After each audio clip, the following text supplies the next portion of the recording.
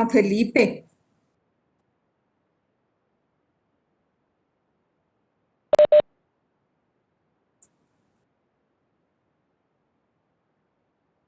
Buenos días. Al fin hablaste con la doctora o que van a mover el horario.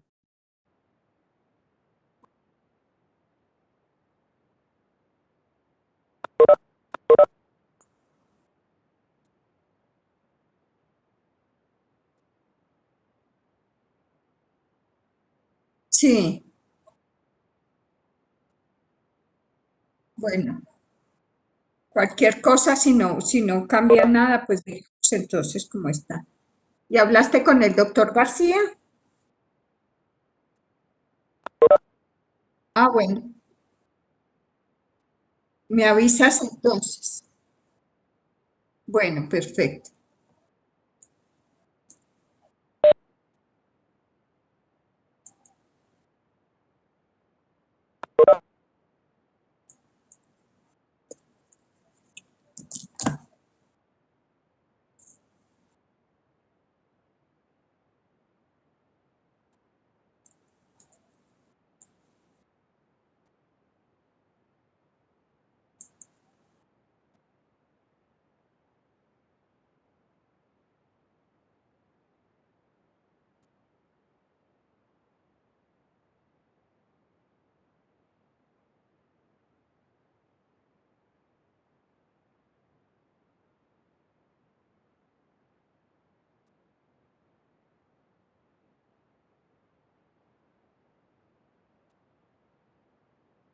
Esperamos otro momentico y ya nos conectamos a la clase.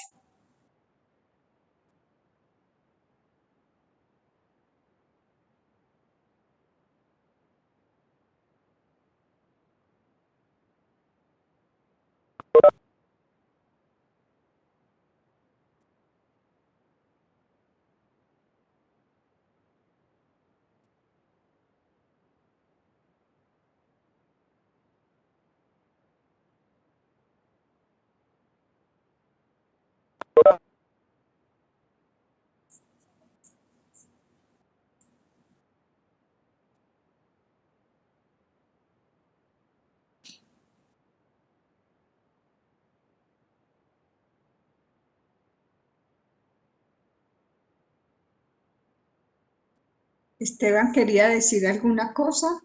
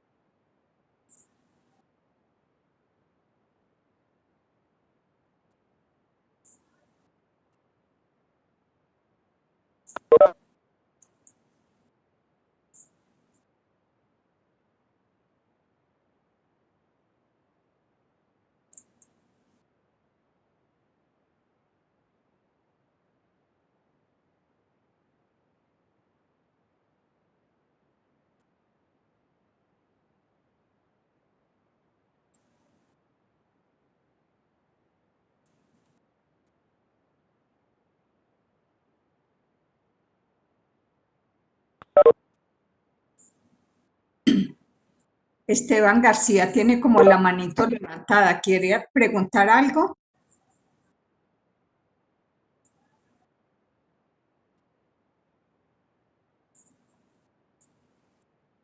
Bueno, vamos a comenzar entonces el tema de hoy.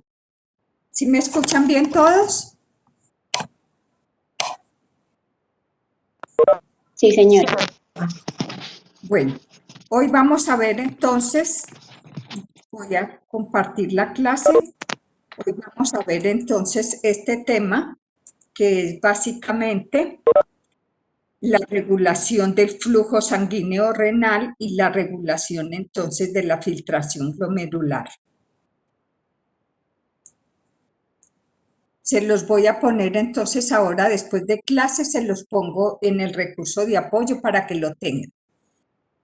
De tal manera que vamos a ver unas generalidades, vamos a ver entonces el control hormonal y autocoide que se sucede en esos túbulos para poder hacer esa filtración y esa regulación de flujo vamos a ver cómo hay mecanismos de retroalimentación túbulo-glomerular que hacen entonces que hayan regulaciones en feedback y vamos a ver entonces la autorregulación miógena básicamente. Hemos dicho todo que el flujo sanguíneo renal y el control fisiológico de la filtración glomerular pues están básicamente bajo la actividad del sistema nervioso. De tal manera que esa activación del sistema nervioso simpático es muy importante. ¿Por qué? Porque van a controlar también ese flujo sanguíneo y la filtración glomerular. Lo mismo que el control humoral, o sea, de hormonas, básicamente de la circulación y el control autocoide de esa circulación renal.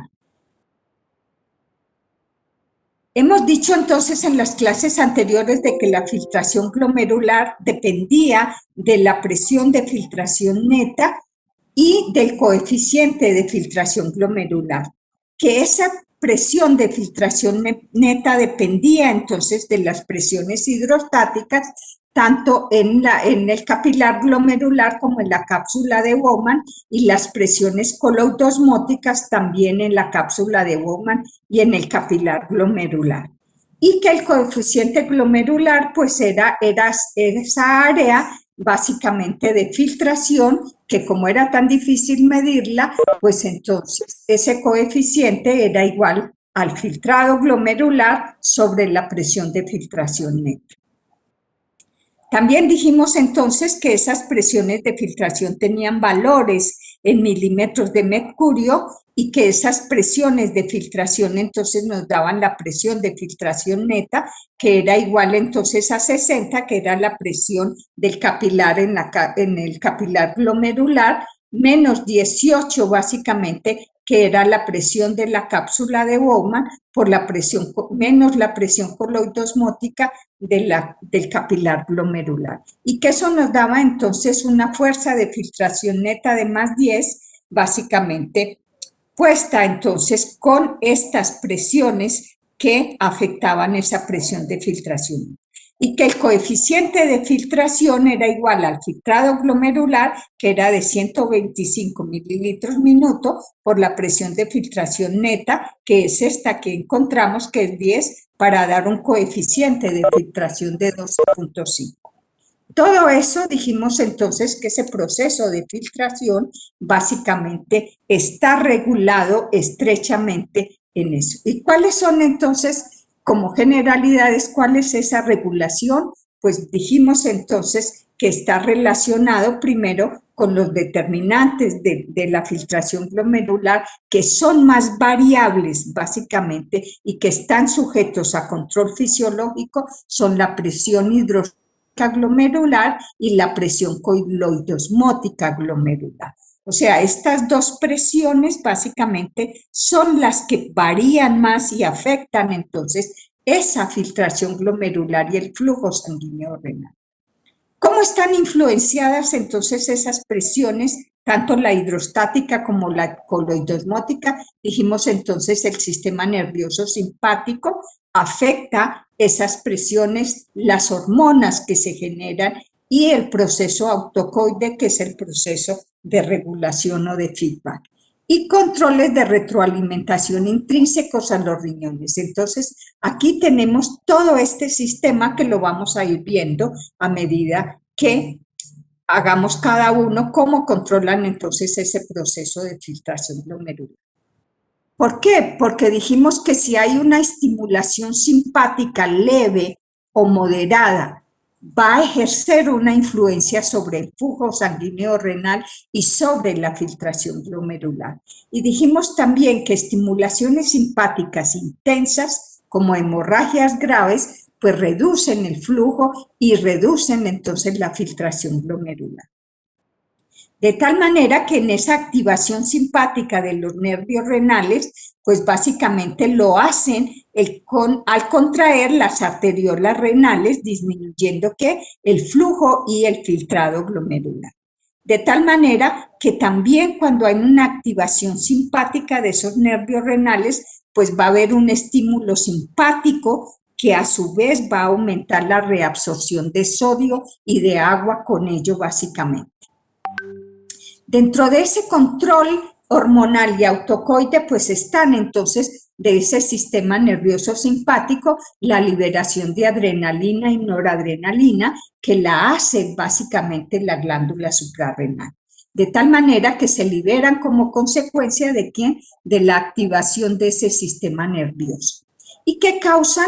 La noradrenalina y la adrenalina, vasoconstricción de las arteriolas renales, disminuyendo con ello ¿quién? Pues el flujo y la filtración glomerular. Solo en casos extremos como en hemorragias básicamente. Y hay otra sustancia que se libera también, que es la endotelina. Dijimos, esos túbulos estaban rodeados por un endotelio finamente diseñado, pero que se libera como consecuencia de ¿quién? De un endotelio que está fenestrado, que está dañado, y la endotelina va a producir también vasoconstricción de las arteriolas renales, haciendo también que disminuya el flujo y disminuya la filtración glomerular, también en casos extremos básicamente. Ese control hormonal, entonces tenemos que la endotelina, ¿qué es? Pues la endotelina es un péptido liberado generalmente de esas células endoteliales vasculares que se han lesionado básicamente. ¿Y qué hacen? Pues hacen proceso de vasoconstricción, pero también se puede liberar cuando hay una toxemia del embarazo, cuando hay una insuficiencia renal o cuando hay una uremia crónica básicamente.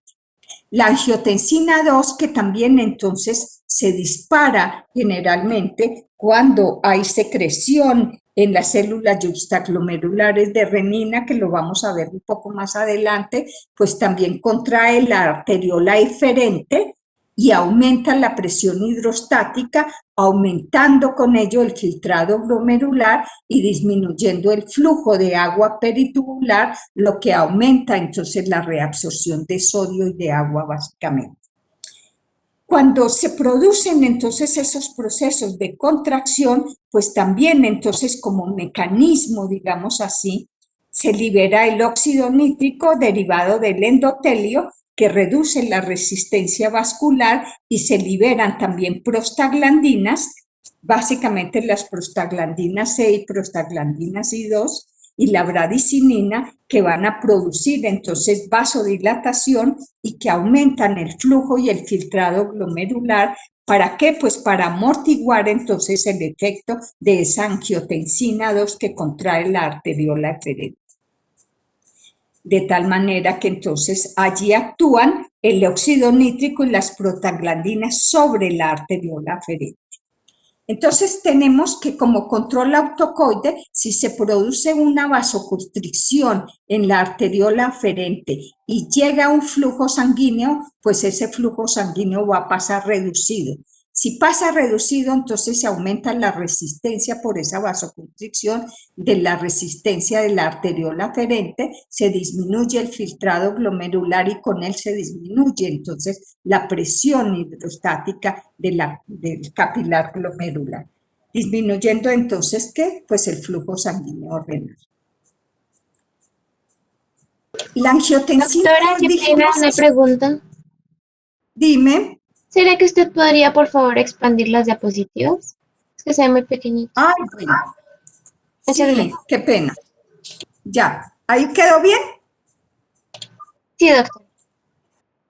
Bueno, entonces habíamos dicho que esa vasoconstricción pues aumenta la resistencia de la arteriola aferente, disminuyendo la presión glomerular en el capilar y disminuyendo entonces el flujo sanguíneo renal hacia la cápsula de Bowman.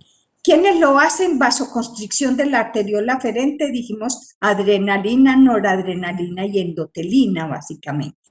Dijimos que la angiotensina 2, que es una hormona circulante y autocoide local en el riñón básicamente, es una hormona vasoconstrictora.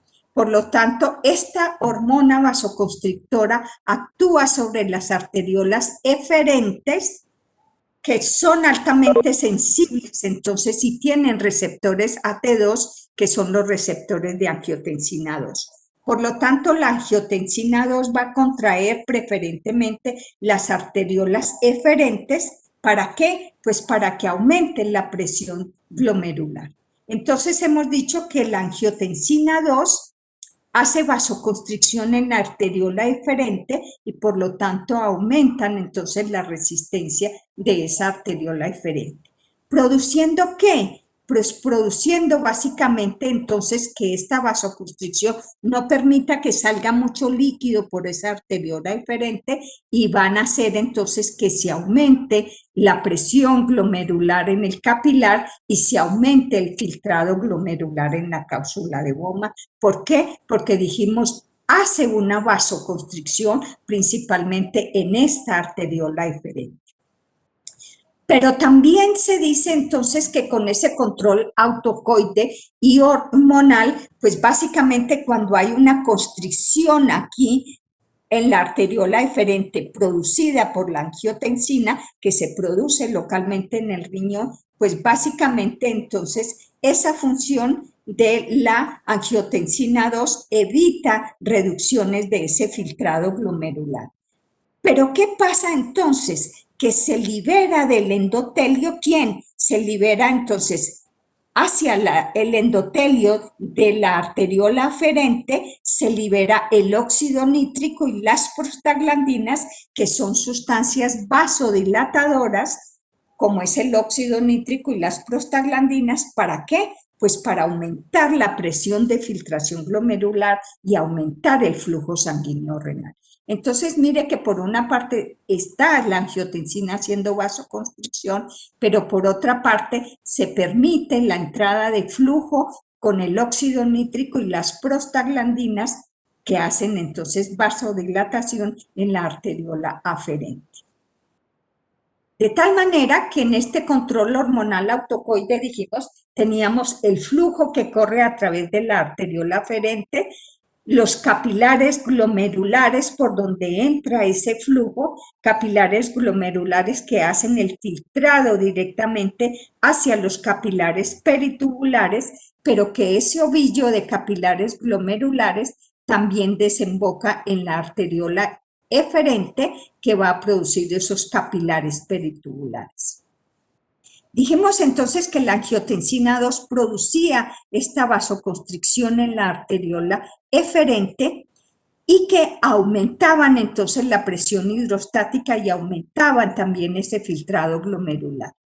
Disminuyendo ¿qué? El flujo hacia, ¿dónde? Hacia los capilares peritubulares. Esta disminución del flujo hacia los capilares peritubulares aumenta ¿quién? Pues aumenta la reabsorción de sodio y agua que llegan aquí como filtrado glomerular, a donde pues nuevamente de regreso a los capilares y haciendo reabsorción de sodio y de agua básicamente. De tal manera que en esa forma, esa angiotensina 2 que se libera en unas dietas pobres de sodio o en pérdidas de volumen sanguíneo, ayudan a quién? Pues a aumentar este flujo sanguíneo, ¿cierto? Y ese filtrado glomerular, haciendo que una retroalimentación túbulo-glomerular. Entonces, en esa forma nosotros podemos hacer ese control hormonal y autocoide básicamente. ¿Cuáles son entonces esas hormonas autocoides que regulan ese filtrado glomerular y qué efecto tienen básicamente? Pues dijimos la noradrenalina, que disminuye entonces ese filtrado glomerular, la adrenalina, que disminuye también el filtrado glomerular, y la endotelina, disminuyendo el filtrado glomerular. ¿Por qué lo disminuían? ¿Quién me quiere contestar por qué lo disminuían? Porque hacen vasoconstricción en la arteria aferente. Exactamente. ¿Y la angiotensina 2 qué producía? Vasodilatación. Vasoconstricción de la arteriola eferente. Perdón. Vasoconstricción de la arteriola eferente. Entonces, mire que aquí esa angiotensina puede llegar a estabilizar ese flujo sanguíneo renal o puede impedir que salga más flujo por esa arteriola eferente, ¿cierto? ¿sí? Y que Doctor- habían otras dos hormonas, que era el óxido nítrico y las prostaglandinas, que aumentaban. Entonces, mire que unas disminuyen, otras aumentan. ¿Alguien iba a hablar? Sí, doctora, es que la diapositiva anterior no la entendí muy bien cuando cuando habló de los capilares peritubulares. Esa. Entonces, como se detiene el flujo sanguíneo aquí, se cierra la arteriola eferente. ¿A dónde quedó el aumento de presión? Aquí en los glomérulos, ¿cierto? Si hay mayor presión aquí en los glomérulos, ¿qué pasa? Pues aumenta el flujo que llega aquí, que llega ya a los túbulos, digamos así, ¿sí? ¿Qué llega aquí? ¿Qué se filtra?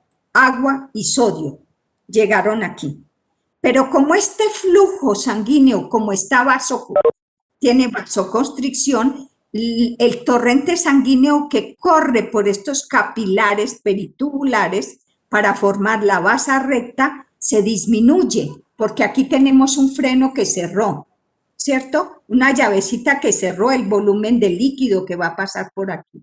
Si ese volumen de líquido que llega aquí se frena y que baña todos los túbulos, pues entonces, ¿qué hace? Va a aumentar. Le dice, ojo que aquí no tengo flujo, no tengo volumen. Entonces, ¿qué le está diciendo al filtrado glomerular? Señor filtrado glomerular, me falta volumen, me falta agua. Devuélvamela al capilar con reabsorción de sodio.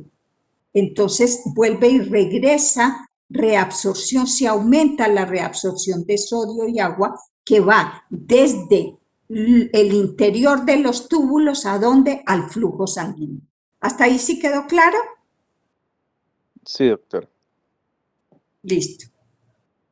Entonces dijimos que este era el control hormonal, noradrenalina, adrenalina, endotelina, que hacían disminución, angiotensina, que hacía vasoconstricción, pero que impedía entonces que estas constricciones afectaran esa filtración glomerular, y el óxido nítrico y las prostaglandinas, que hacían vasodilatación y que aumentaban entonces este flujo.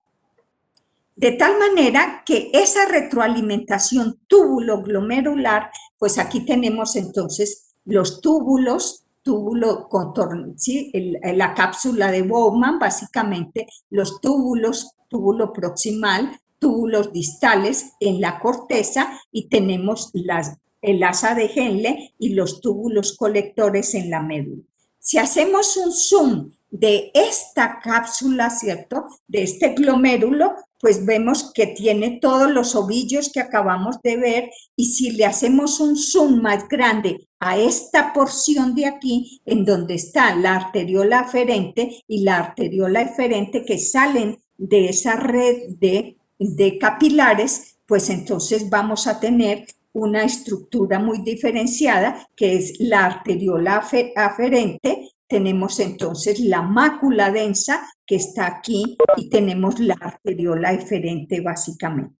De tal manera que aquí en la arteriola aferente y eferente es donde se van a producir ese control hormonal y autocoide, y también lógicamente pues están las células yuxtaglomerulares que aparecen aquí en moradito, que son las encargadas de liberar entonces la renina, que se produce directamente aquí en el riñón.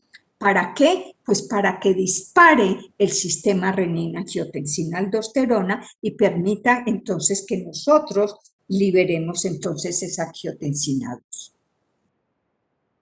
Esa retroalimentación túbulo-glomerular es ese mecanismo, digamos así, de retroalimentación que regula las presiones y los flujos, de tal manera que tiene dos componentes que actúan junto con el control de quién, del filtrado glomerular. Dijimos, una es la retroalimentación arteriolar aferente y la otra es la retroalimentación arteriolar eferente. De tal manera que dependen de qué, dijimos, dependen del complejo yuxtaglomerular, de las células yuxtaglomerulares, que son estas azulitas que aparecen por aquí, que están metidas entonces en toda la cápsula de Bowman, básicamente. Ese complejo yuxtaglomerular, ¿de qué está compuesto? Pues de esta mácula densa, que son células de la porción inicial del túbulo contorneado distal, que dijimos eran cúbicas, tenían borde en cepillo, y células yuxtaglomerulares que están en las paredes de ambas arterias. Aquí las podemos ver en este azulito, cómo están entonces esas células yuxtaglomerulares. Las células es diferente al aparato yuxtaglomerular, porque las células están contiguas a ese endotelio que conforman estos capilares y estas arterias básicamente, mientras que el aparato yuxtaglomerular está compuesto tanto por la porción de la mácula densa y las células propiamente dichas. ¿Reaccionan a qué? A disminuciones de presión arterial, de tal manera que si se disminuye la presión arterial, pues se reduce ¿quién? Se reduce el flujo que va a pasar por estos túbulos. Y a menor flujo que pasa por los túbulos, pues menor va a haber mayor ¿quién? Absorción de sodio y de cloro, ¿cierto? Entonces dijimos, ¿por qué? Porque si esa reducción de la presión arterial, lo que necesitábamos era mandarle agua y mandarle sodio ¿a quién? Al volumen sanguíneo para aumentar esa presión. Entonces hay reducción cuando se baja la presión arterial, hay reducción de la velocidad de este flujo que pasa por aquí, que se va a filtrar hacia los túbulos. Hay menor velocidad de flujo y va a haber mayor absorción. ¿Absorción de qué? Dijimos, de cloruro de sodio y agua con ello, porque cada vez que pasa sodio, que se reabsorbe sodio, lleva con él agua básicamente de esas compuertas que hace gradientes de concentración. Y menor concentración entonces de cloruro de sodio en la mácula densa. En esa retroalimentación tubuloglomerular, también la concentración de cloruro de sodio en la mácula densa va a causar dos efectos. ¿Cuáles son los efectos que causa? Pues reduce la resistencia en las arteriolas aferentes, lo que eleva la presión hidrostática y ayuda a normalizar ese flujo, esa filtración glomerular o ese flujo que pasa por esa arteriola aferente. Y a su vez aumenta la liberación de una sustancia que está en las células yuxtaglomerulares que se llama la renina. ¿Para qué? Pues para que dispare el sistema renina-angiotensina. De esa forma, entonces, hace que se reabsorba más sodio y que se reabsorba más cloro. ¿Cómo es el aparato yuxtaglomerular? Dijimos entonces, su nombre proviene de la proximidad al glomérulo. Esto lo vieron creo que lo vieron conmigo, con el doctor Murillo en cardio. No me acuerdo. ¿Quién dictó la clase? No sé si fui yo o fue el doctor Murillo. Niños. Yo creo que fue el doctor Murillo. Yo creo que fue el doctor Murillo que la dictó, ¿cierto? Entonces, Sí, ese aparato la dictó ¿para qué? Pues para regular presión, ¿cierto? Para regular todo el flujo sanguíneo del corazón. Aquí lo vamos a ver más inclinado hacia dónde, hacia el efecto que ejerce en la filtración glomerular. Dijimos que ese aparato yuxtaglomerular proviene de dónde, de esa proximidad entonces al glomérulo básicamente.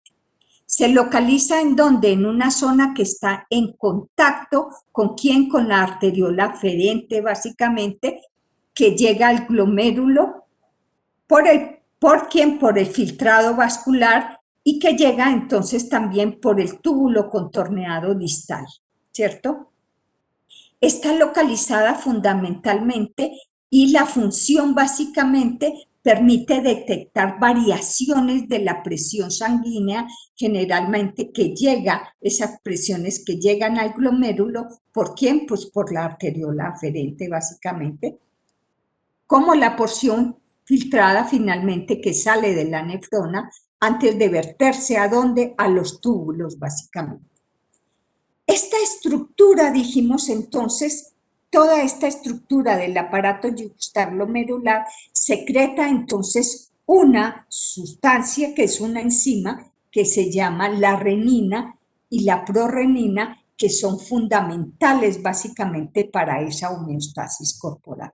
Entonces aquí en estas células es donde se libera en el aparato yuxtaglomerular la renina.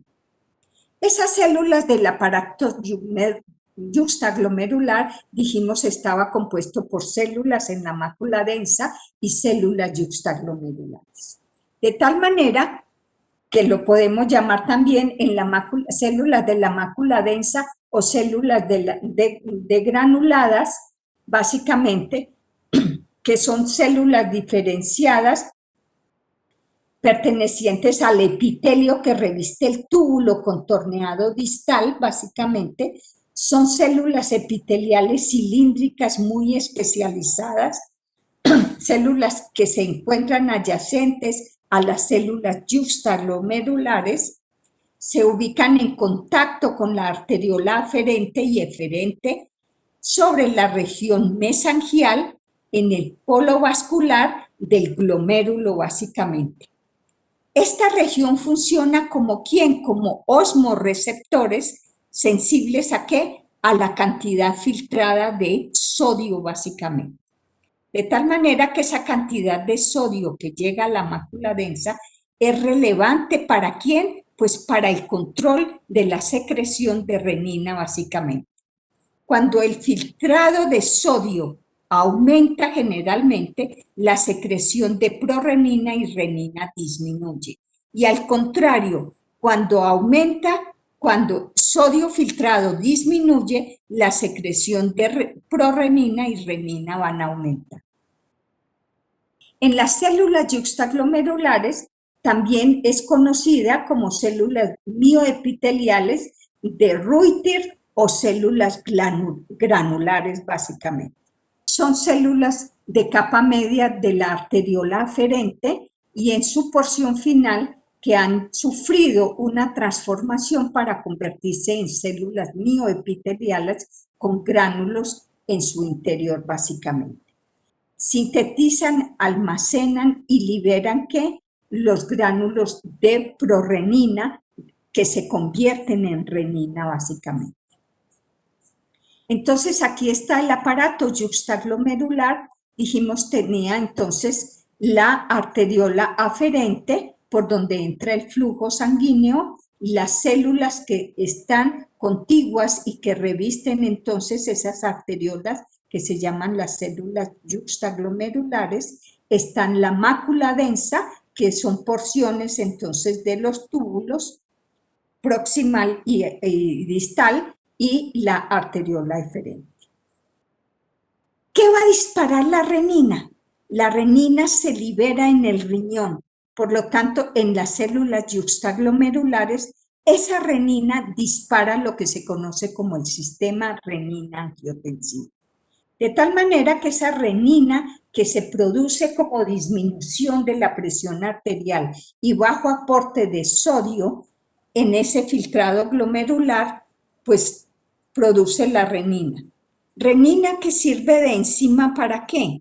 Para que el hígado produzca la liberación del angiotensinógeno y ese angiotensinógeno, que es un péptido pequeño, lo rompa para que produzca angiotensina 1. Angiotensina 1 que también se va a romper para producir angiotensina 2, que depende básicamente ¿de quién? De la enzima convertidora de angiotensina que se produce a nivel pulmonar, básicamente. Angiotensina 2 que va a hacer, dijimos entonces, vasoconstricción en la arteriola eferente para producir entonces esa, digamos así, mayor reabsorción de sodio y agua. Esta es la proteína, la enzima renina es una aspartic-proteasa que tiene 340 aquí, que tiene 340 aminoácidos y un peso de 40 kilodaltos básicamente. A diferencia de otros miembros de esa aspartic-proteasas, pues básicamente captecina G, toninas, la renina presenta una marcada especificidad porque el único sustrato que puede romper es el angiotensinógeno, es específica solamente para el angiotensinógeno. ¿Qué tiene la renina? Pues dijimos la renina como proteína, pues básicamente tiene esta estructura que es una estructura en donde tiene un centro activo específico que recibe entonces este angiotensinógeno básicamente para romperlo en angiotensina 1 y tiene entonces como un bolsillo, digamos así, de entrada que se ajusta para que rompa el angiotensinógeno. Ese es un pocket básicamente específico, es C32, pero también tiene esa molécula de resina, consta de dos glóbulos homólogos básicamente separados por una hendidura o un anillo, digamos así, en el que se localiza el centro activo de la enzima. O sea que está metido aquí el centro activo de la enzima y que es lo más importante de este centro activo, que tiene residuos entonces de aspartico y residuos de aspartato en la posición 32 y de aspartato en la posición 215, localizados cada uno cerca de ese sitio activo de la enzima. El punto activo de esta enzima renina puede acoger 7 de los aminoácidos del angiotensinógeno y rompe el enlace generalmente entre la leucina 10 y la valina 11 que eran del angiotensinógeno. De tal manera, ¿para qué? Pues para generar la angiotensina 1. Ese centro catalítico de la renina presenta varios bolsillos o pocket, digamos así, que son los SP3, ¿sí? Que son específicos para esta enzima y el único dentro de estas familias de aspartic-proteasas. De tal manera que en esa biosíntesis, básicamente, pues cómo se sintetiza esa renina, la fuente principal de renina son las células yuxtaglomerulares de ese aparato yuxtaglomerular.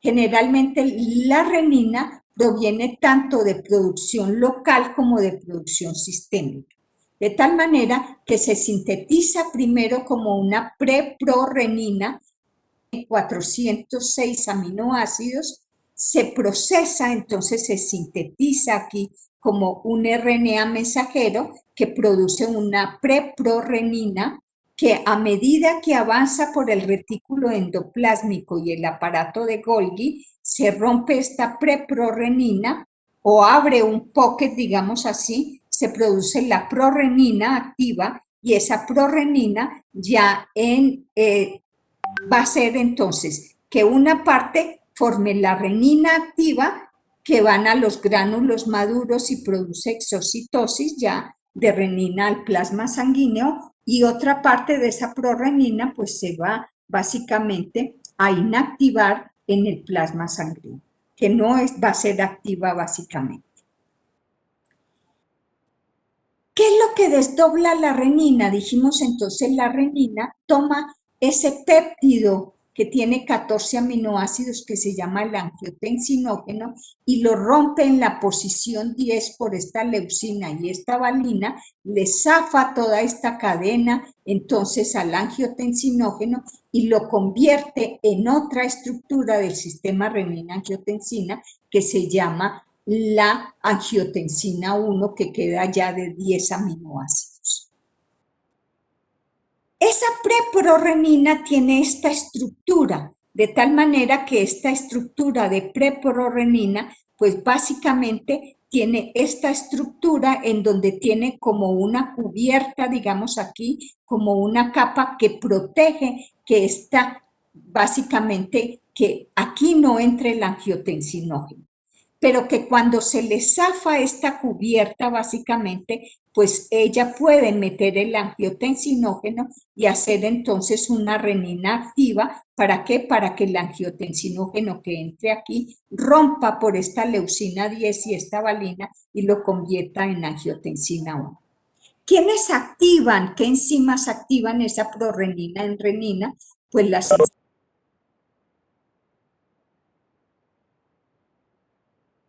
pues son la captepsina B, la proconvertasa 1, la calicreína, el péptido, el péptido, el péptico auricular, la tonina, la plasmina y la elastasa. Este es el tisular, el péptido auricular tisular.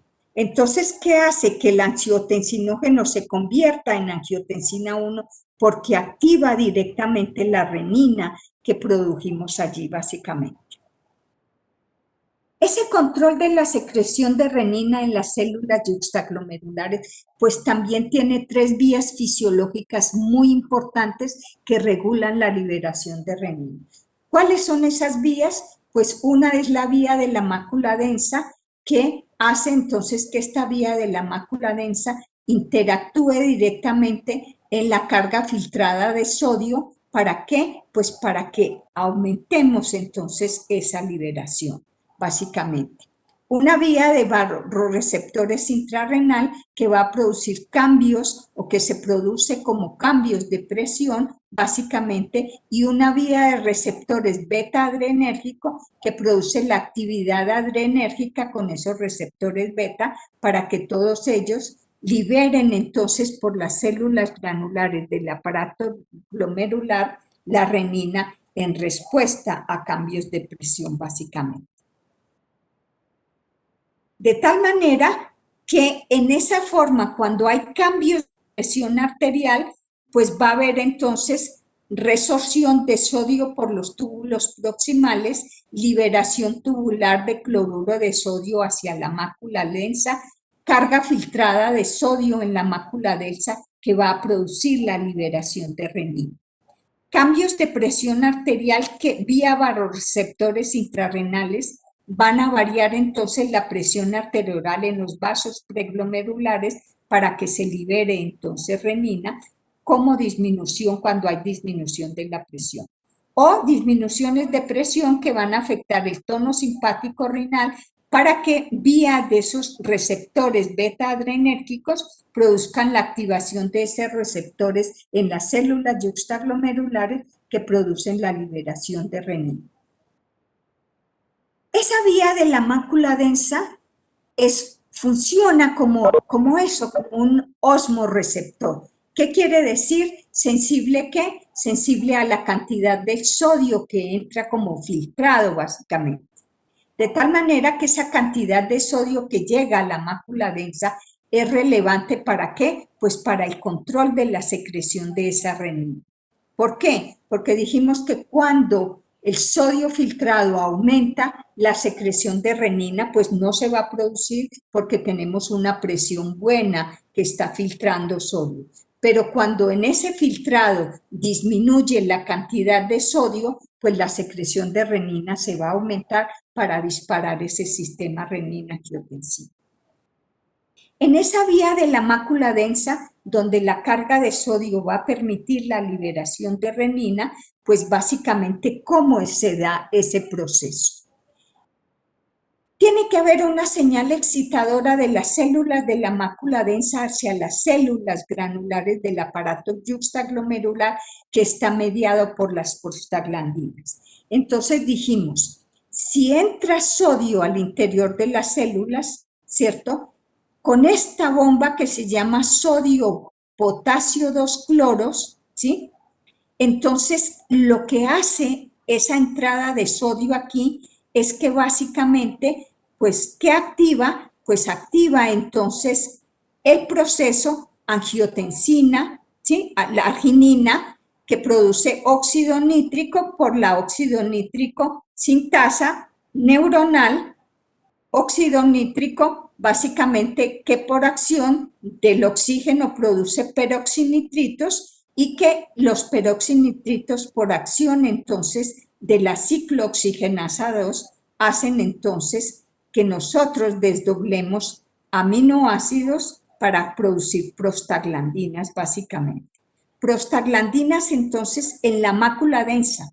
¿Qué hace la liberación de prostaglandinas? Pues activan receptores de proteínas G, adenilato ciclasa, que van a activar entonces esas prostaglandinas, van a activar entonces la adenilato ciclasa dependiente de ATP, de gasto de ATP, que produce AMP cíclico y que va a producir la liberación de prorenina, renina activa, que sale entonces de las células yuxtaglomerulares. Pero también entonces no todas las veces se va a producir renina, sino que también va a haber una señal inhibitoria de la mácula densa a las células glandulares de este aparato yuxtaglomerular que van a, entonces, mediado por la adenosina, que ya lo vamos a explicar entonces cómo se hace esa retroacción de inhibición básicamente. Esas prostaglandinas que se generan básicamente del ácido araquidónico, que se generan básicamente pues en la vía del ácido araquidónico por la ciclooxigenasa, se genera la prostaglandina, pues entonces va a producir prostaglandina C2 y prostaglandina CD. Dice, ¿se liberan cuándo? Cuando disminuye entonces la carga de sodio a la mácula densa, o sea, cuando no entra sodio aquí a la mácula densa, se dispara esto. ¿Por qué? Porque esta bomba, el flujo no está permitiendo que entre sodio al interior de la célula normal. La depleción de sodio activa, entonces, ¿quién dijimos? La óxido nítrico sintasa neuronal que va a desdoblar, acuérdese, la arginina para que produzca óxido nítrico. El óxido nítrico reacciona con los aniones superóxido para generar el peroxinitrito y ese peroxinitrito que actúa con la ciclooxigenasa 2 generan entonces las prostaglandinas básicamente. Y dijimos prostaglandinas, entonces, que iban ¿a dónde? A las células yuxtaglomerulares vecinas, porque están allí contiguas a las arteriolas, y entonces estiman la generación de, dijimos, de este AMP cíclico y la liberación de renina, básicamente. De tal manera que cuando se activa esa generación de renina, pues también se activan entonces estas proreninas que tenían esa cubierta interna, y esa cubierta interna pues no dejaba que el angiotensinógeno estuviera allí, que por lo tanto estarían inactivas. Estos receptores de renina que están en las células básicamente, pues se activan cuando esa compuerta se levanta y el angiotensinógeno puede entrar allí o pueden estar inactivos. Esos receptores de prorenina inactivos pueden desencadenar entonces esta cascada de reacciones ERK, ¿sí? Reacciones que van a producir TG-beta, reacciones que van a producir colágeno y fibronectina. ¿Para qué? Pues para que hagan vasoconstricción también y apoyen ese proceso de vasoconstricción. O bien generan entonces que estos receptores de renina, que ya está activo ese receptor que puede ampliar entonces el angiotensinógeno aquí, que puede ampliar el angiotensinógeno para que él produzca entonces que ese angiotensinógeno por la enzima ECA produzca angiotensina 1, produzca ya el desencadenamiento de quién o el plasminógeno tisular, produzcan angiotensina 1 que por acción de la ECA también producen angiotensina 2, que van a actuar sobre receptores AT1. ¿Para qué? Para que desencadenen entonces estas maquinasas que también van a activar la vía TG-beta, fibronectina, colágeno, o que van a activar la vía HOS27 de filamentos finos de actina para producir entonces esa vasoconstricción.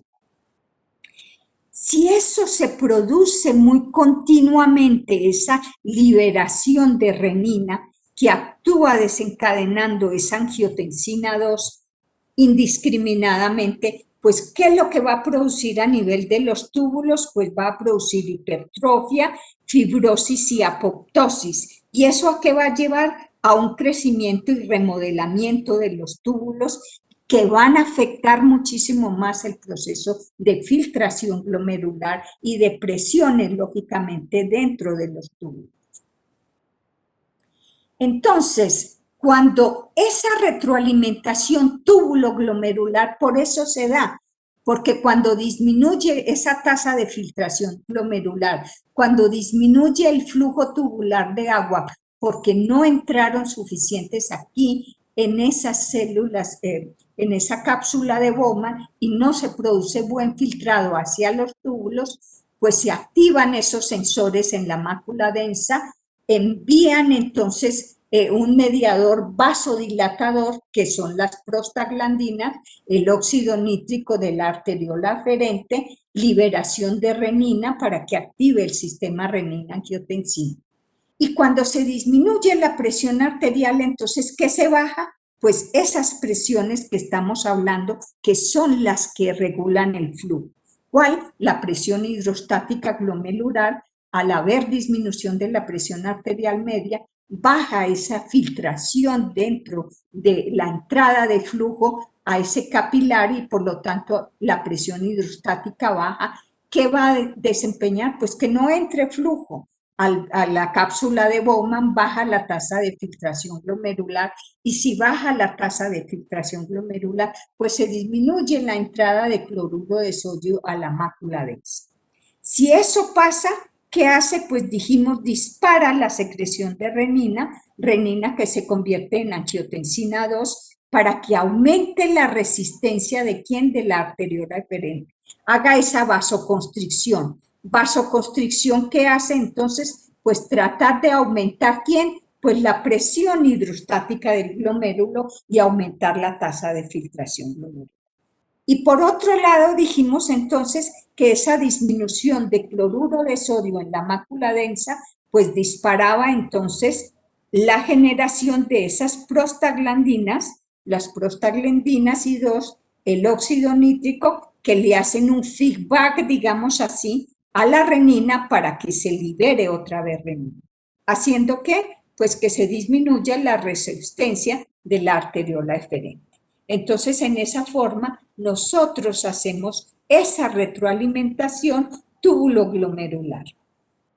Cuando hay una hipovolemia, básicamente, pues, ¿qué va a producir? Pues una disminución de la presión arterial media, se van a disparar la vía de vasoreceptores intrarrenales, va a haber una activación de osmorreceptores en la arteriola aferente que van a interactuar en la vía de la mácula densa. ¿Por qué? Porque la hipovolemia pues disminuye el flujo sanguíneo que entra como filtrado, disminuyendo las presiones hidrostáticas, disminuyendo entonces las presiones coloidosmóticas y por lo tanto la tasa de filtración, disminuyendo el filtrado de sodio que vía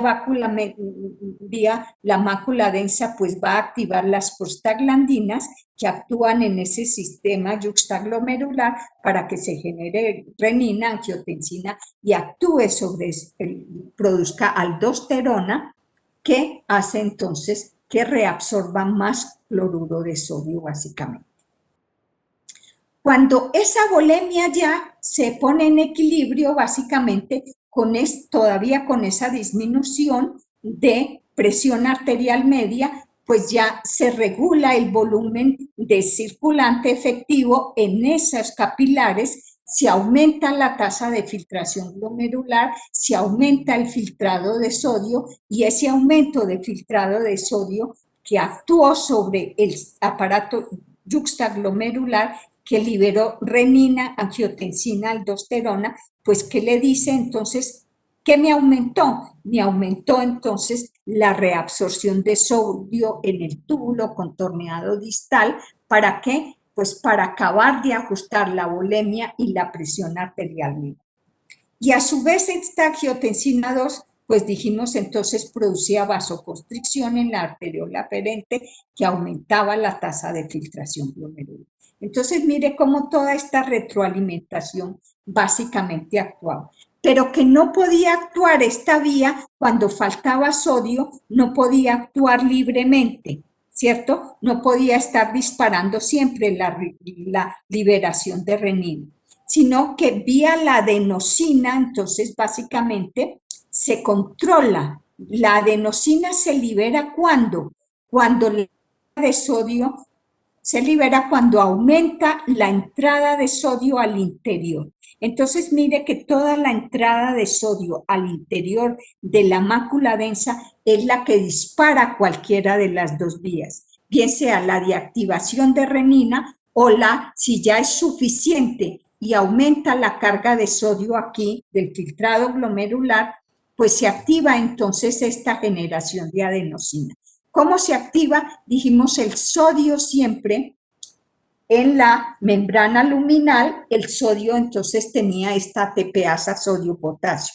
Sacaba sodio al plasma sanguíneo, intercambio por potasio. Si se activa con suficiente sodio aquí, se activa entonces este traspaso de sodio hacia el plasma sanguíneo intercambiado por potasio. Este ATP básicamente se desdobla en ADP porque gastó energía, se desdobla en AMP cíclico y en adenosina básicamente. Adenosina que sale de la mácula densa activa entonces sobre esta adenilato ciclasa, haciendo que estas proteínas G que hay allí, receptores de adenosina, anclados en proteínas G, pues básicamente inhiban, ¿quién? Que esta adenosina no produzca AMP cíclico, no produzca renina y en esa forma controlo la liberación de renina. ¿Sí? ¿Queda claro?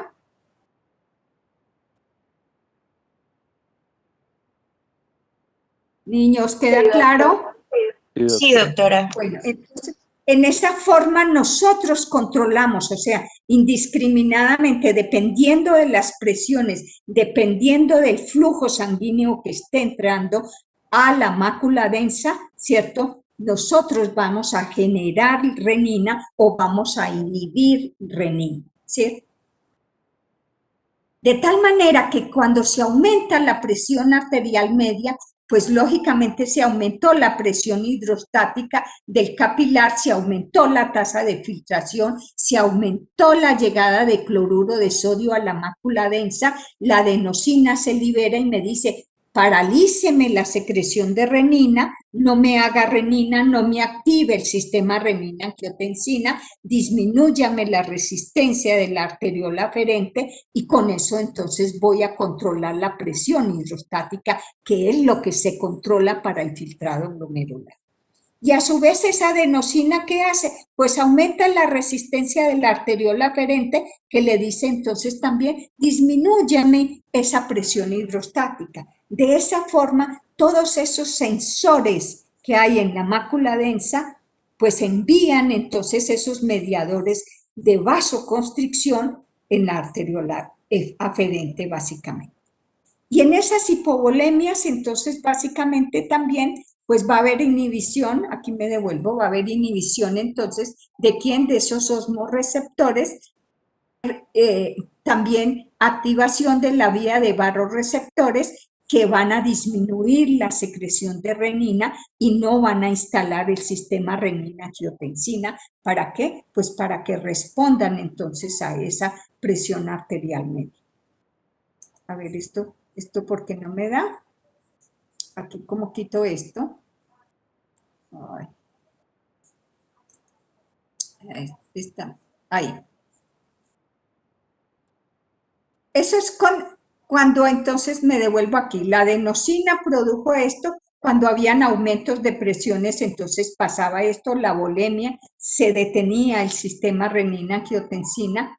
Y entonces, ¿qué hacía? Pues también detenerla aquí en la reabsorción de sodio, porque le dice a esa volemia, pues yo ya detuve ese sistema renina-angiotensina, ya no necesito que usted me mande más sodio, que me mande reabsorción de sodio del túbulo contorneado distal, ya no necesito que me lo manden más, déjemelo escapar por orina, ¿cierto? Y en esa forma que se controla, pues la presión arterial.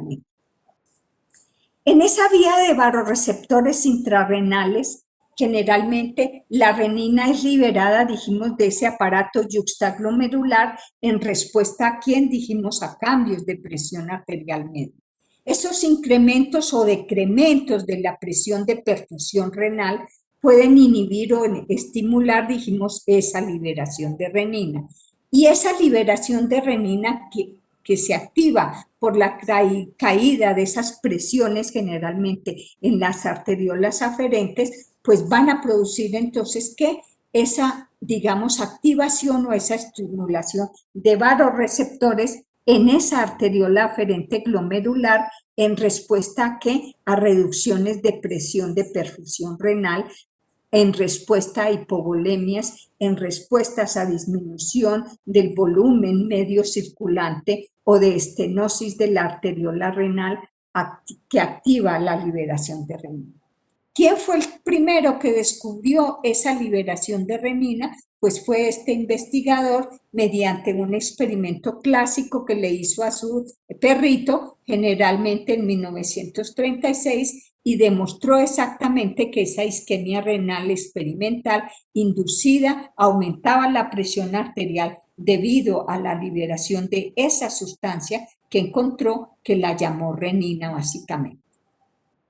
Entonces, eso en procesos de hipertensión o en procesos entonces de esta hipertensión se producía entonces ¿qué? Se producía esta vasoconstricción. Esa vasoconstricción entonces en la arteriola aferente, vasoconstricción en la arteriola aferente que disminuía la presión arterial que llegaba entonces al riñón y que hacía, pues aquí llegó menos flujo, llegó menos cantidad de sodio y por lo tanto se produce la renina. Renina, entonces dijimos que dispara el sistema renina-angiotensina, angiotensina 2 que vuelve otra vez como retroalimentación. ¿Para qué? Pues para aumentar la presión arterial. En esa forma, entonces, también se llama el efecto Goldbach por el descubridor de este señor Goldbach. Así lo pusieron entonces, esa presión de allí. Eso es vía, cierto, de vasoreceptores intrarrenales, en donde la presión arterial en esos vasos preglomerulares va a producir entonces la liberación de renina básicamente. De tal manera que si hay una hemorragia, básicamente, pues, ¿qué es lo que se disminuye? Se disminuye la volemia arterial efectiva, que activa el sistema simpático, se disminuye la tensión arterial, que activa también ese sistema simpático, se disminuye el filtrado glomerular, que activa las células del aparato yuxtaglomerular para que liberen renina, renina que dispara el sistema renina-angiotensina, angiotensina 2 también, entonces, que junto con el sistema simpático actúa, sistema simpático que actúa en la arteriola aferente y angiotensina 2 que actúa en la arteriola eferente. ¿Para qué? Pues para regular la filtración glomerular, la fracción de filtración glomerular. De tal manera que cuando se disminuía la presión, pues dijimos entonces se disparaba todo este sistema, se aumentaban las prostaglandinas que activaban la generación de renina para que ellas aumentaran la presión hidrostática y a su vez regularan entonces la presión arterial media. Y que si se aumentaba la presión, pues entonces se disparaba la generación de adenosina para que impidiera la renina y no entonces siguiera aumentando esa presión arterial y se disminuyera entonces esa presión hidrostática porque ejercía efecto sobre la resistencia de la arteriola eferente para que en ese feedback produjera entonces disminución en la reabsorción de cloruro de sodio en el túbulo proximal o en el túbulo colector, de tal manera, y a su vez adenosina que actuaba sobre la arteriola renina. En esa vía de receptores beta 1 adrenérgicos, pues estaba mediada por la de norepinefrina, dijimos, esta se produce en la glándula suprarrenal, que la vamos a ver en las próximas clases, a partir de terminales nerviosos simpáticos postganglionares. Esos estímulos beta adrenérgicos de las células juxtaglomerulares, pues estimulan la secreción de renina, y a su vez ese estímulo alfa 1 adrenérgico de las células juxtaglomerulares inhiben la secreción de renina. Entonces, se libera como respuesta a ese sistema de renina, angiotensina, aldosterona, un feedback que le dice, libéreme noradrenalina, adrenalina, actúeme sobre esos beta, receptores beta en la mácula densa para que me liberen renina, renina entonces que dispara el sistema renina-angiotensina, produzca la angiotensina 2 que va a hacer retroacción simpática, pero que a su vez entonces va a producir entonces que de estos túbulos contorneados distal se aumente, entonces se disminuya, digamos así, esa generación entonces de eso. En la vía de receptores beta 2 adrenérgicos, pues esa activación es lo que se activa los receptores beta 1 en esa célula juxtaglomerular para que generen renina. Ese control de la secreción de renina en las células juxtaglomerulares es ese mecanismo de retroalimentación negativo. ¿Por qué? Porque dijimos entonces que con esa angiotensina 2 que se producía, el incremento con la angiotensina 2, el incremento de la secreción de renina promueve la síntesis de esa angiotensina 2, misma que ejerce un efecto de retroalimentación negativo sobre esa renina. Entonces le dice, ya me produjo, ya actué sobre estos receptores AT1, ya reabsorbí, pues no me ponga más renina, ¿sí?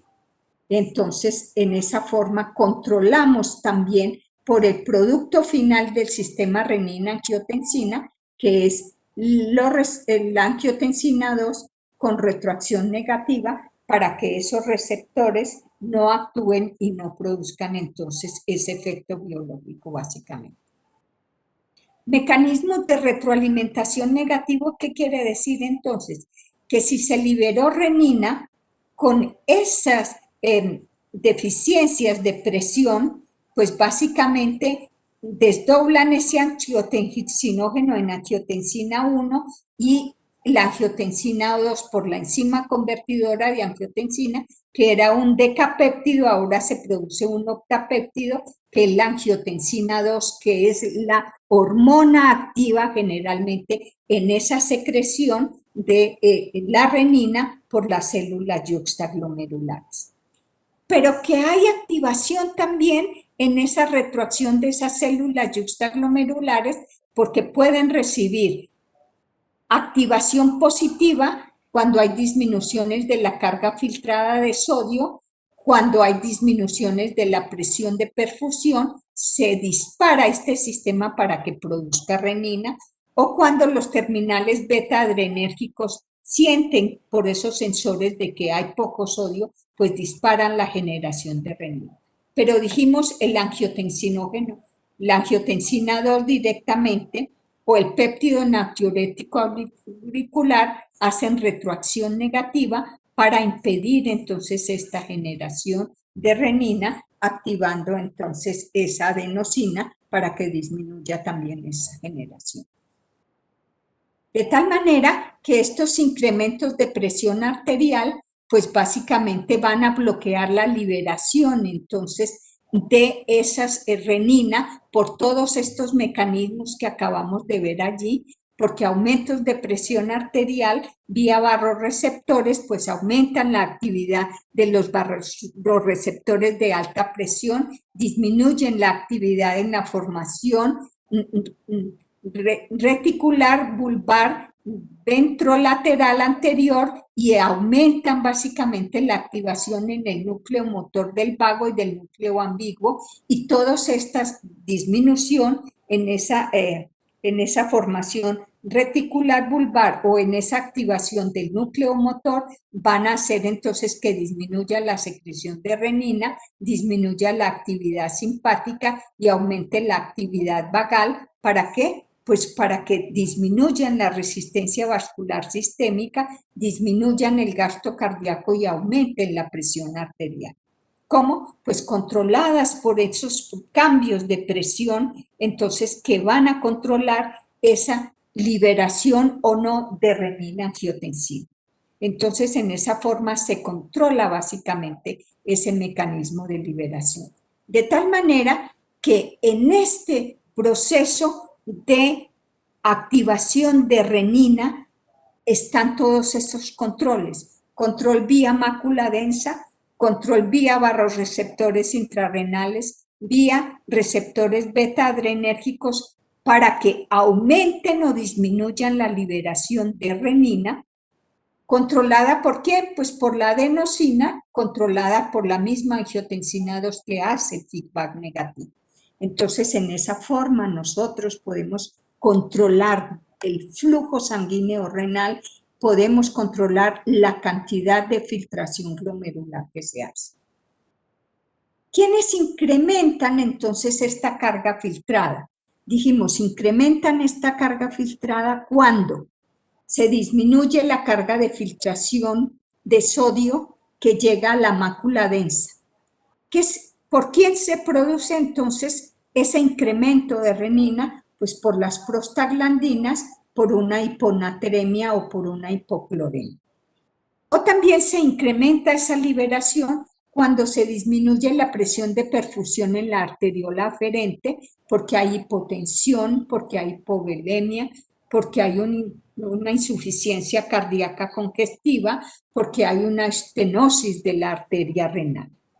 O bien se incrementa, ¿por qué? Porque hay estímulos beta adrenérgicos en ese aparato yuxtaglomerular con activación simpática, que también puede estar influenciado por ese PPAR-alfa o por la dopamina, que también pueden incrementar, digamos así, esa liberación de renina. ¿Quiénes reducen entonces esa liberación de renina? Pues la reducen aumentos de esa carga filtrada de sodio que llega a la mácula densa. Dijimos la adenosina, pues disparaba eso porque llegó suficiente sodio, activó la ATPasa que produjo adenosina, la hipernatremia porque hay aumento de sodio, la hipercloremia porque entró demasiado sodio y cloro a ese filtrado glomerular. O aumentos de presión de perfusión en la arteriola aferente porque hay una hipertensión arterial o porque hay una hipervolemia. Se van a reducir entonces esa generación, esa liberación de renina. Y el estímulo beta adrenérgica del aparato yuxtaglomerular porque hizo activación simpática para que se dispare esa adenosina o mecanismos de retroalimentación negativas vía angiotensina 2 por sus receptores AT1, AT2, vía liberación de aldosterona, arginina, vasopresina, óxido nítrico, el péptido natriurético auricular, la dopamina, la endotelina 1 y el péptido PPAR-gamma. Entonces, en esa forma, yo puedo, con todas estas sustancias o con todas estas digamos así, cambios de flujo sanguíneo, incrementar la liberación de renina o disminuir la liberación de renina. ¿Cómo se hace entonces esa liberación de renina? Dijimos entonces, a nivel celular están los receptores de las células del aparato yuxtaglomerular que son de tipo metabotrópico. ¿Qué quiere decir metabotrópico? Acoplados a proteínas G.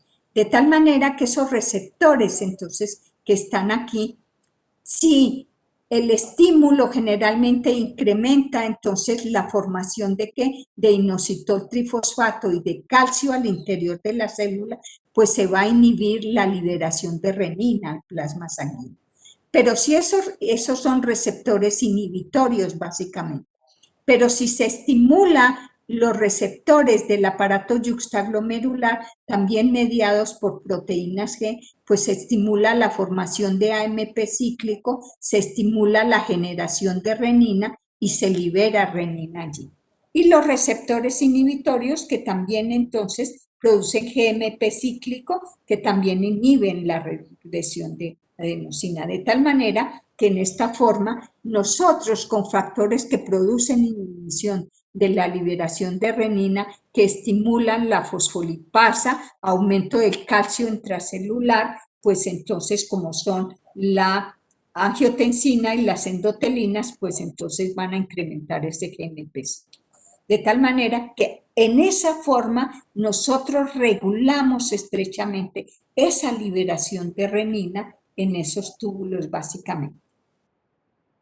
No me detengo mucho en la ECA, en la angiotensina 1, porque en el aparato yuxtaglomerular lo más importante y en el sistema renina-angiotensina es la renina con su control que ya lo acabamos de ver y la angiotensina 2.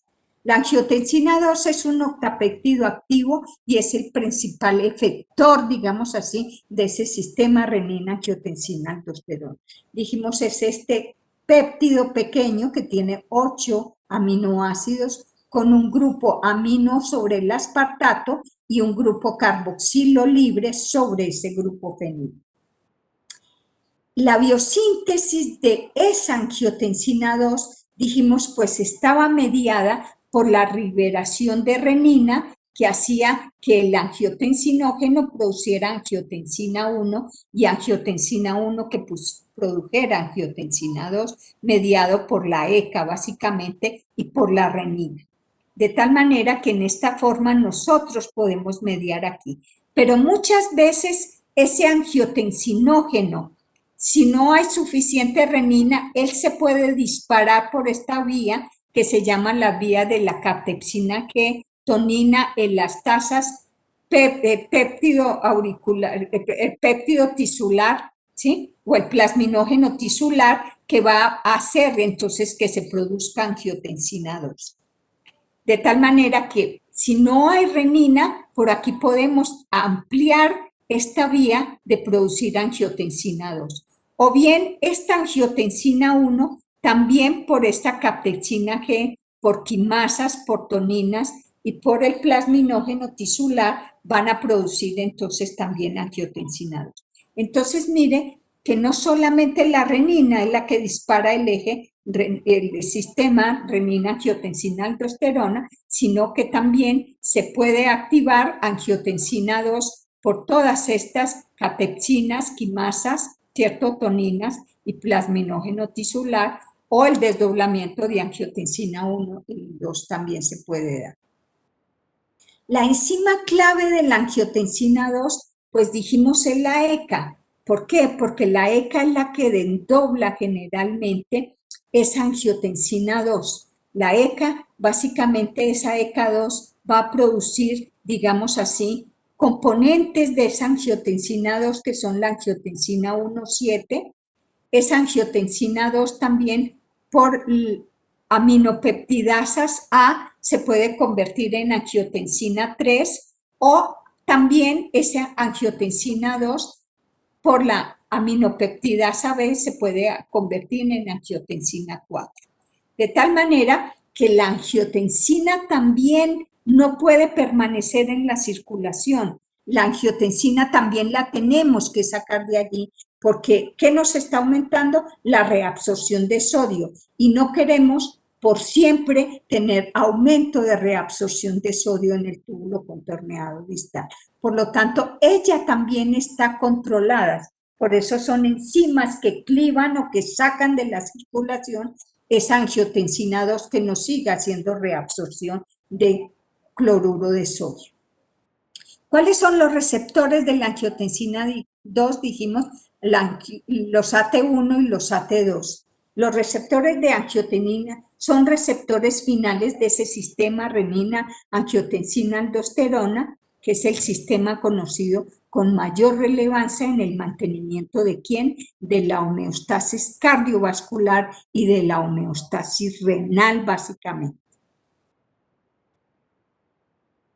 De tal manera que esos receptores básicamente que son pentámeros que actúan aquí anclados sobre la membrana, esos receptores reciben la angiotensina 2 mediados entonces acoplados a proteínas que pues ellos van a producir actividad que están reguladas por esas proteínas accesorias que regulan la actividad de GTPasas básicamente.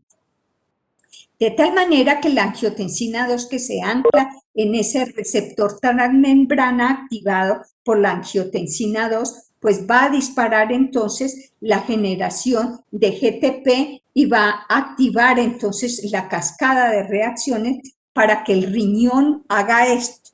Entonces el riñón básicamente aumente la reabsorción de sodio y agua vía secreción de aldosterona, que es una circulación del sistema renina angiotensina circulante con efecto a corto plazo, aumenta la reabsorción de sodio y agua vía aldosterona, aumenta también, hace vasoconstricción, entonces en donde dijimos en la arteriola eferente, y va a tener también a corto plazo efectos cronotrópicos positivos a nivel cardiovascular y arritmogénicos. Y a largo plazo, el efecto tisular a largo plazo de esa angiotensina 2 pues va a producir hipertensión intraglomerular, va a producir hipertrofia vascular y va a producir hipertrofia miocárdica. Por eso entonces esa angiotensina 2 no debe permanecer circulando en el plasma sanguíneo, por eso también con acciones de SAECA y de todas estas sustancias que vimos, pues la desactivamos básicamente aquí. Entonces desactivamos esa en angiotensina 3, angiotensina 4 y angiotensina 7 básicamente. ¿Hasta ahí queda claro cómo se actúa el sistema renina-angiotensina? Sí, doctora. ¿Sí? Entonces, esta retroalimentación negativa es fundamental cuando hay cambios de presión arterial. ¿Por qué? Porque esa angiotensina 2, si hay disminuciones de la presión arterial, evita la reducción de la presión hidrostática glomerular y el flujo sanguíneo. Angiotensina 2 que estimula la liberación de aldosterona y de ADH. ¿Para qué? Pues para que aumentemos la reabsorción proximal y distal de cloruro de sodio, para que aumentemos la resistencia entonces de la arteriola eferente, disminuyamos la de la arteriola eferente que hacen retroacción negativa básicamente. De tal manera que este disparamiento del sistema renina-angiotensina pues va con estos receptores, va a actuar directamente en el riñón, reteniendo que es sodio y a largo plazo pues va a producir fibrosis.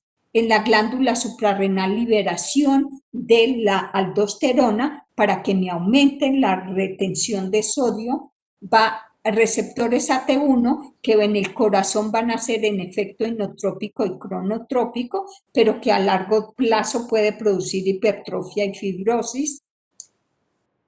Receptores AT1 que actúan en los vasos sanguíneos haciendo vasoconstricción y que a largo plazo producen hipertrofia, y en el cerebro pues van a activar los vasoreceptores en donde le dice tengo sed, tengo apetito por la sal, tengo activación simpática, liberé adrenalina, noradrenalina, y va a hacer entonces una liberación también de vasopresina, de ADH, que se libera entonces en el eje hipotálamo hipoficiario, que también lo vamos a ver, para que reabsorba también grandes cantidades de agua. De tal manera que ese sistema renina-angiotensina, que se creía que era muy sencillo y que actuaba eso pues básicamente, y que actuaba solamente a nivel renal, pues ahora ya prácticamente no es cierto, es un complejo más digamos así, mucho más robusto, y su acción no solo se circunscribe a regulación del volumen sanguíneo en el plasma, sino que igualmente se ha demostrado su existencia en tejidos como el corazón, el cerebro, el riñón, el páncreas, el aparato reproductor, el sistema linfático, y en el tejido adiposo también actúa este sistema renina-angiotensina-aldosterona. Por lo tanto, presenta en el interior de diferentes tipos de células como los cardiomiocitos y fibroblastos donde está actuando. ¿Contribuye qué? Que ese sistema endocrino, paracrino y autoquino es que sea capaz de actuar a sus diferentes niveles de manera independiente y de manera relacionada. ¿Para qué? Pues para regular la homeostasis. Participa en el control de la presión arterial, de la homeostasis del agua y del sodio, como se le atribuía inicialmente, pero que ahora también se ha visto que interviene en el correcto funcionamiento de todos los otros órganos involucrados allí y que tiene mecanismos fisiopatológicos de alteraciones estructurales y funcionales, fundamentalmente a nivel del corazón, a nivel de los riñones, mucho más allá que es la presión arterial. Entonces es un sistema más complejo y mucho más robusto, digamos así. Sistema renina-angiotensina que se vuelve plasmático y generalmente depende entonces de esa activación de la renina, depende de que el angiotensinógeno y la renina secretados por el hígado y el riñón interactúen para formar angiotensina 1. Es hidrolizada por la ECA para producir esa angiotensina 2. De tal manera que esa ECA, que se localizó primero en la vasculatura pulmonar y que se creía que era allí, que se pensó que la angiotensina 2 se producía solo en ese sitio y que posteriormente llegaba al órgano blanco por medio de la circulación, pues ahora no es cierto. Es un sistema endocrino que controla la homeostasis cardiorrenal a corto plazo y que juega un papel fundamental en ese balance de agua, electrolitos y en la homeostasis de la presión arterial. Ahora, ¿cómo se produce esa regulación miógena generalmente? Esa regulación miógena básicamente hace que cuando hay aumentos de presiones haya estiramiento entonces de la pared vascular en esas arteriola aferente básicamente, mayor entrada de calcio también que se filtra por ese filtrado glomerular. Esa mayor entrada de calcio por esa autorregulación miógena con aumento de presión, pues va a ser una contracción del músculo liso vascular. Y esa contracción del músculo liso vascular por estos canales de calcio que entran calcio al interior del filtrado glomerular, pues en unas situaciones de aumento brusco de la presión arterial, este mecanismo ayuda a mitigar esos aumentos de presión en los capilares glomerulares, evitando que haya daño. Entonces, esa constricción mediada por calcio de la musculatura lisa vascular hacen que a una presión normal de 70 milímetros de mercurio, pues haya un flujo sanguíneo y un filtrado glomerular normal. Pero que cuando hay aumentos de presión arterial media, siquiera unas 3 veces de presión arterialmente, realmente el flujo sanguíneo glomerular y la presión arterial por esa vasoconstricción no se aumenta tanto y evitan que haya daño, evitando que haya daño en ese capilar glomerular. En esa forma, entonces, nosotros con esta autorregulación miógica aseguramos entonces de que un aumento brusco de la presión pues dispare el sistema renina, angiotensina, aldosterona, aumente la reabsorción de sodio, disminuya la reabsorción porque si es aumento brusco de la presión arterial, estaba equivocada, pues paralice ese sistema renina, angiotensina, haga vasoconstricción aquí del músculo liso y disminuya ese aumento de presión arterial, disminuya el filtrado glomerular y disminuya el flujo sanguíneo. En esa forma, entonces, nosotros, con esos cambios, básicamente, de presiones hidrostáticas y presiones colodosmóticas, estamos disparando esos vasoreceptores del sistema nervioso simpático, esos vasoreceptores del sistema de presión, digamos así, que generan la liberación de renina, o esos activación de los receptores beta-adrenérgicos, de tal manera, y los osmoreceptores, ¿para qué? Pues para regular la presión, para regular la homeostasis, para regular el volumen de agua y de líquidos que llegan entonces al plasma sanguíneo. Hasta ahí queda claro entonces cómo se hace esa regulación hormonal y miógena. Doctor, una pregunta. En esos casos en que se da ese aumento brusco de la presión arterial y empieza esa autorregulación miógena, porque pues, es una de las más rápidas, ahí cómo entraría entonces el papel de la retroalimentación túbulo-glomerular, o se mantendría la misma tasa de filtración de sodio por el ajuste de la resistencia de las demás. Claro, de la resistencia del músculo liso que hace vasoconstricción, ¿sí? Para que evitar el daño. Esta vasoconstricción del músculo liso lo que evita es el daño de que los capilares glomerulares no se vayan a reventar, ¿sí? Pero la retroalimentación negativa sigue estando si hay presión baja o si hay presión alta, ¿sí? ¿Ya? Cambios bruscos de esa presión, tiene que haber retroalimentación. Y junto con él, no actúan separadamente, actúan en conjunto, porque se está filtrando cloruro de sodio con calcio que entra dentro del filtrado glomerular, ¿sí? Se hace todo en conjunto, en la medida que se aumente o se disminuya la carga filtrada, ¿sí? Y las presiones que actúan allí, ¿sí? También hay aumento del flujo sanguíneo renal y del filtrado glomerular. ¿Quién? Una ingesta elevada de proteínas. ¿Por qué? Porque esa ingesta elevada de proteínas hace liberación de aminoácidos que se reabsorben en el túbulo proximal. ¿Con quién? Pues con el sodio. Dijimos era un transporte activo porque el aminoácido entraba con el sodio, ¿cierto? Y va a hacer también entonces activación de esa retroalimentación túbulo-glomerular.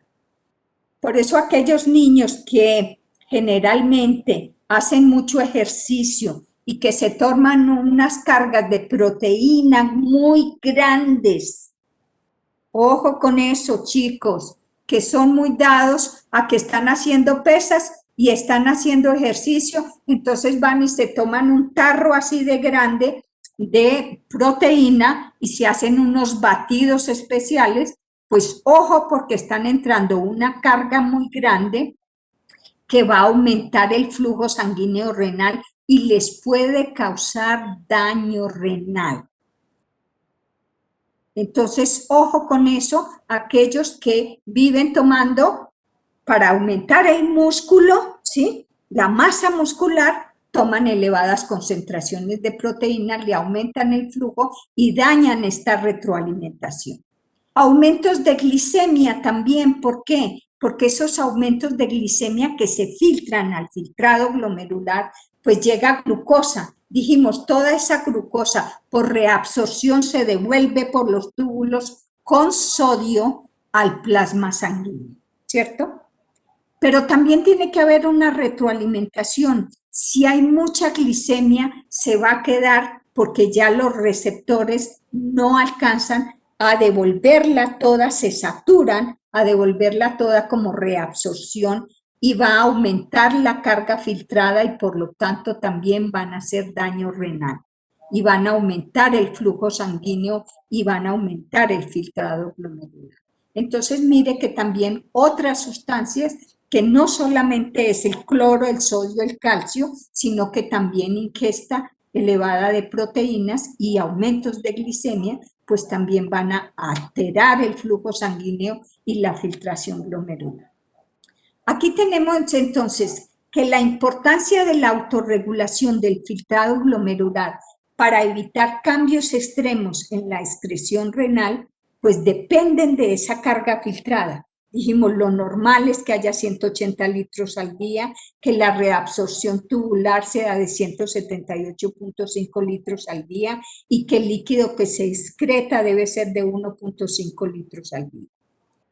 Pero que sin la autorregulación, con un incremento relativo de la presión arterial de 100 a 125, ¿sí?, milímetros de mercurio, de un 25%, pues ¿qué pasa? Mire que aumentó exageradamente esa fracción de filtración glomerular de 180 a 225 litros día, se mantiene la reabsorción tubular igual, 178 litros al día, pero que se excreta casi 30 veces más líquido por orina, ¿sí?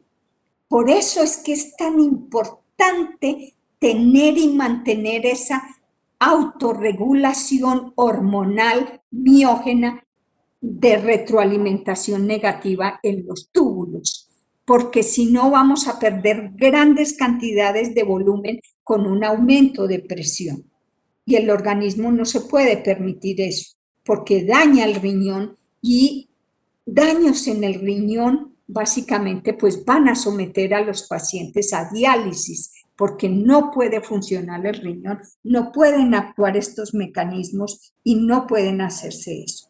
De tal manera que esa importancia de regulación renal para proteger el riñón de lesiones por hipertensión, hay que hacer ese mecanismo miógeno, hay que hacer ese estiramiento de la pared vascular y de la contracción.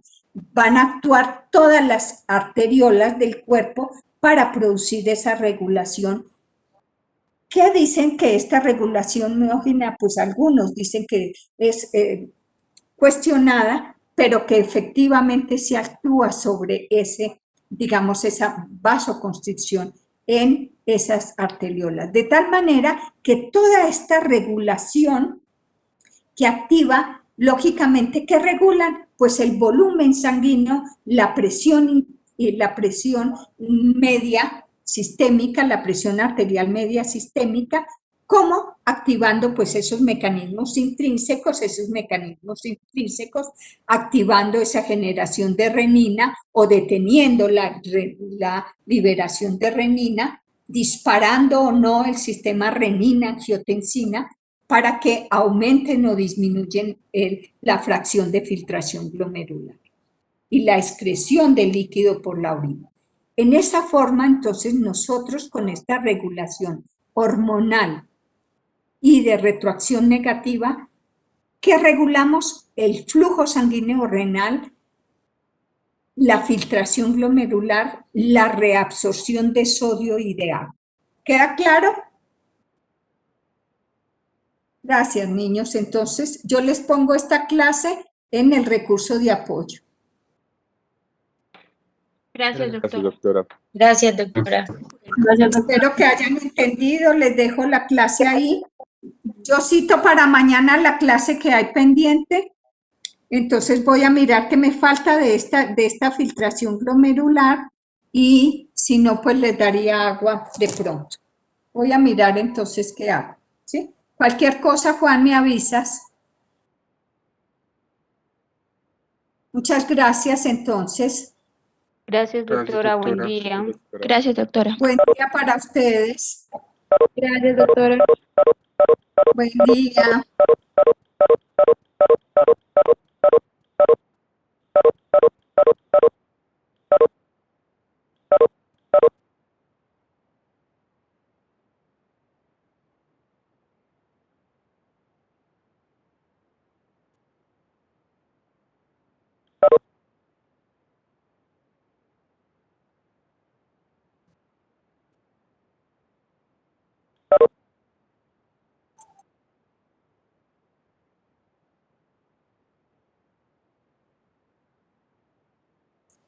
Juan, cualquier cosa, entonces me avisas, porfa.